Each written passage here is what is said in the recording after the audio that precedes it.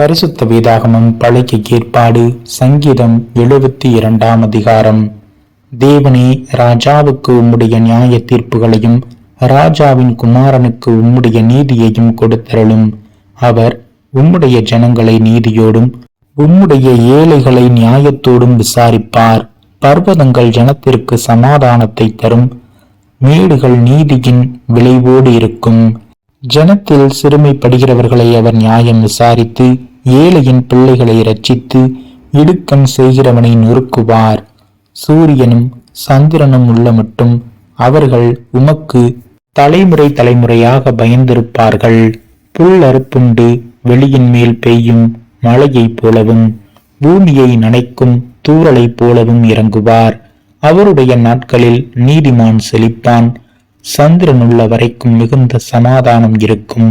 ஒரு சமுத்திரம் தொடங்கி மறு சமுத்திரம் வரைக்கும், நதி தொடங்கி பூமியின் எல்லைகள் வரைக்கும் அவர் அரசாளுவார். வனாந்தரத்தார் அவருக்கு முன்பாக குனிந்து வணங்குவார்கள்.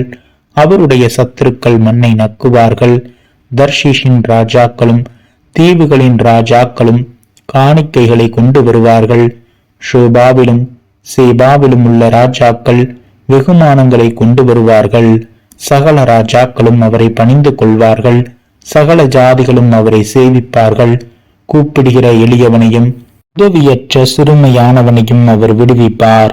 பலவீனனுக்கும் எளியவனுக்கும் அவர் இறங்கி எளியவர்களின் ஆத்துமாக்களை இரட்சிப்பார். அவர்கள் ஆத்துமாக்களை வஞ்சகத்திற்கும் கொடுமைக்கும் தப்புவிப்பார். அவர்களுடைய இரத்தம் அவருடைய பார்வைக்கு அருமையாயிருக்கும். அவர் பிழைத்திருப்பார். ஷூபாவின் பொன் அவருக்கு கொடுக்கப்படும்.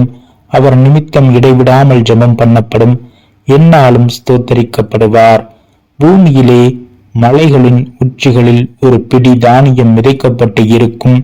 அதன் விளைவு லீபனோனை போல அசையும். பூமியின் புல்லை போல நகரத்தார் செழித்தொங்குவார்கள். அவருடைய நாமம் என்றென்றைக்கும் இருக்கும். சூரியன் உள்ள மட்டும் அவருடைய நாமம் சந்தான பரம்பரையாய் நிலைக்கும். மனுஷர் அவருக்குள் ஆசீர்வதிக்கப்படுவார்கள். எல்லா ஜாதிகளும் அவரை வாக்கியமுடையவர் என்று வாழ்த்துவார்கள். இஸ்ரவேலின் தேவனாயிருக்கிற கர்த்தராகிய தேவனுக்கு ஸ்தோத்திரம் உண்டாவதாக. அவரே அதிசயங்களை செய்கிறவர். அவருடைய மகிமை பொருந்திய நாமத்துக்கு என்றென்றைக்கும் ஸ்தோத்திரம் உண்டாவதாக. பூமி முழுவதும் அவருடைய மகிமையால் நிறைந்திருப்பதாக. ஆமீன், ஆமீன். ஈசாயின் புத்திரனாகிய தாவீதின் விண்ணப்பங்கள் முடிந்தது.